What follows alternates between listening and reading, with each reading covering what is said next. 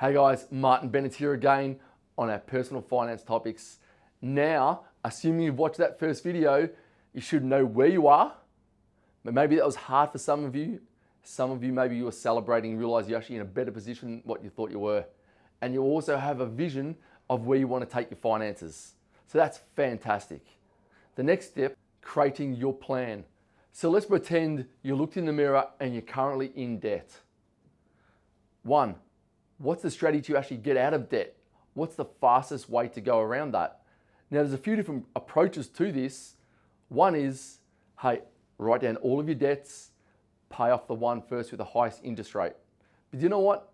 In theory, that doesn't really work. What I would highly recommend is write down all of your debts and then start paying off first the one with the lowest balance. You see, it doesn't matter what the interest rate is.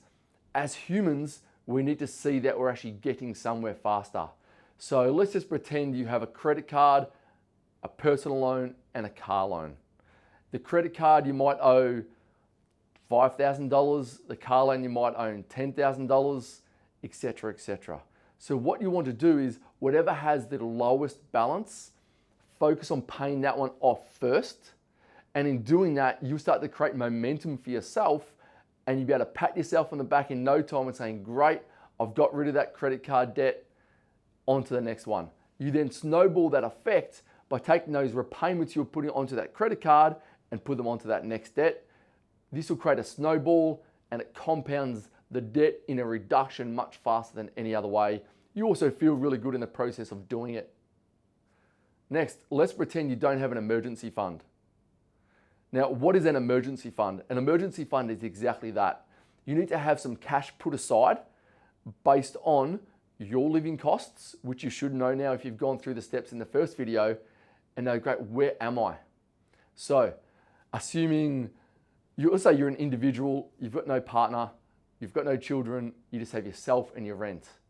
I would suggest as a bare minimum, you'd want to have 3 months of liquid cash in a bank account that would cover you for 3 months, whether you have an income or not.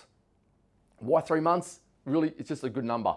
We'll get into more depth into this as we go into our next segment, but right now, you want to look at that and build those 3 months of reserves. On the third step to this is, ideally, you've given thought to a vehicle. You see, what is a vehicle when it comes to your finances? It's the investment, it's the business, it's what you're going to use to actually help you get to those dreams that you've got, that vision. For most people, it's going to be something different than what they're currently doing or an addition to what they're currently doing. You see, if you have goals, let's say, to build a large real estate portfolio and you're making $60,000 or $70,000 a year, which is great, that alone most likely will not get you to your vision though. So you need to have a look and saying, hey, is the job I'm in, are there opportunities in that job to grow and scale and develop your income? Do you need to start a side business that perhaps can turn into a full-time business to help you grow and develop and expand your income? Is it simply share trading, real estate investing? There is something, but you need to find what is that vehicle for you that's going to give you, over time, the ability to scale your income to achieve your goals. So, go through this. If you haven't thought of a vehicle, maybe in this video, work out, hey, what could that vehicle be? And then choose that. Also go through, do you have your emergency fund? And create a plan for you to get out of debt. Thanks for watching this video today. Please subscribe, hit the like button to keep up to date with everything finance.